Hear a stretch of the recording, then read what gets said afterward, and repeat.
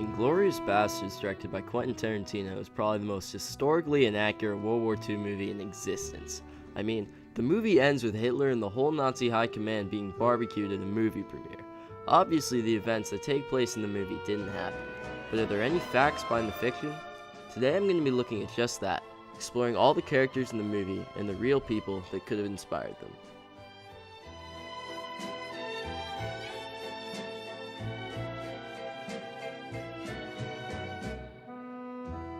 First, we're going to be exploring the titular characters themselves, the Bastards.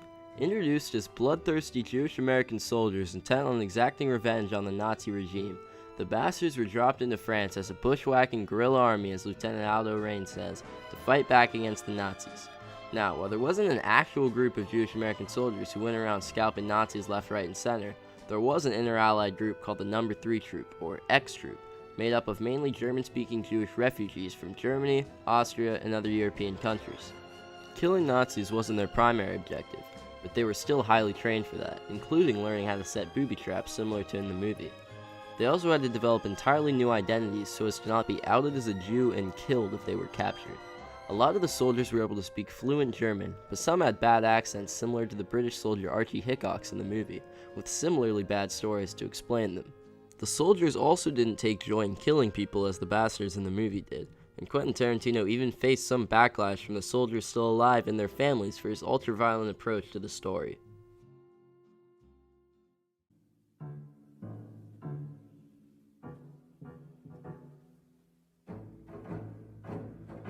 We're going to shift gears now to Hans Landa, one of the more interesting characters in the movie, with one of the best character introductions in any movie ever made. Introduced as an infamous SS officer nicknamed the Jew Hunter, he's able to manipulate a farmer who has been hiding Jewish refugees under his floorboards for years to give up his friends. Now, while there wasn't an actual Nazi Jew hunter named Hans Landa, there is a Nazi officer that some believe Tarantino has based Hans Landa on. Aloy Brunner was an SS officer that was the assistant to Adolf Eichmann, one of the main organizers of the Holocaust.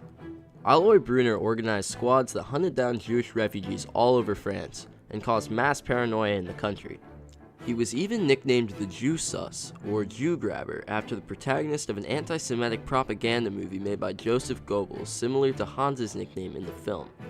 Brunner was responsible for the deportation of over 43,000 Jewish refugees from Vienna, Austria, 46,000 from Salonika, Greece, and 13,500 from Slovakia.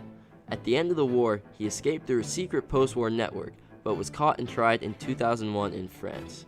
You could probably see now why there are comparisons being drawn between Hans and Brunner.